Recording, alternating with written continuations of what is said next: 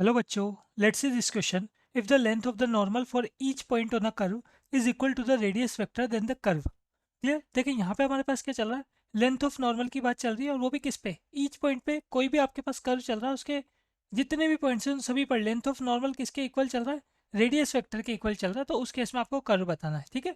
तो देखिए यहाँ से अगर हम बात करें लेंथ ऑफ नॉर्मल का जो एक फॉर्मूला हमारे पास हुआ करता है वो हुआ करता है हमारे पास y into square root one plus D Y by D X का होल स्क्वायर, ठीक है।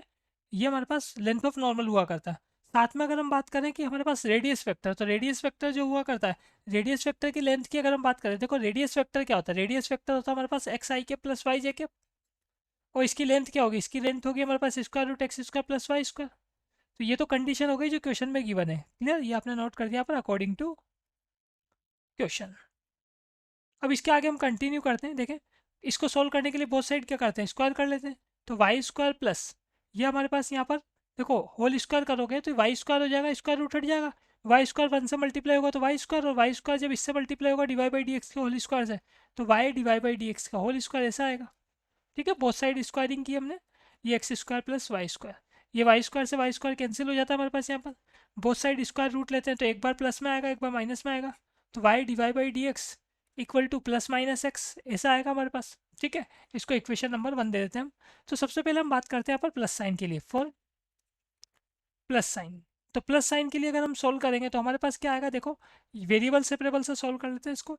Y D Y equal to X D X, both side integration करेंगे तो Y square by two X square by two plus arbitrary constant ले लिया, simple मैंने यहाँ पर C1 ले लिया, ठीक है।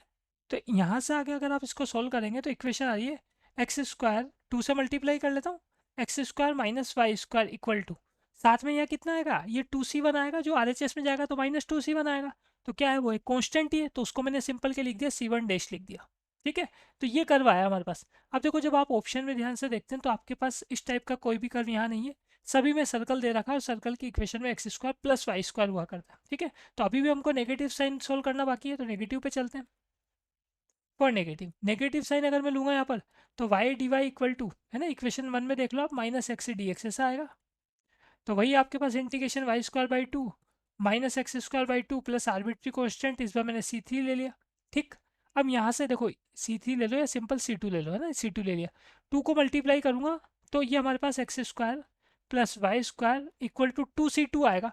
2C2 जो आएगा उस 2C2 को सिंपल मैंने यहाँ पर C लिख लिया, ठीक है। तो X square plus Y square equal to C हमारे पास यहाँ पर आ रहा है।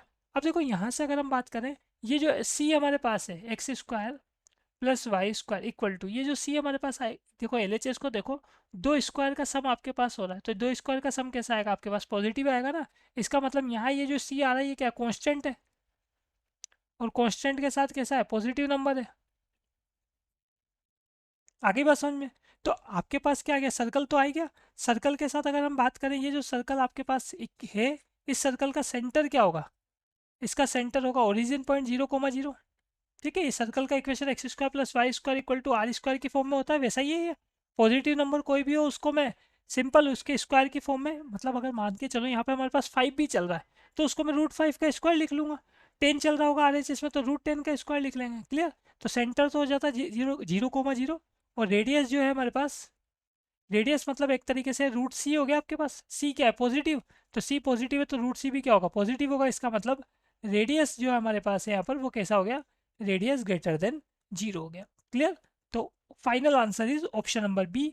Best of luck.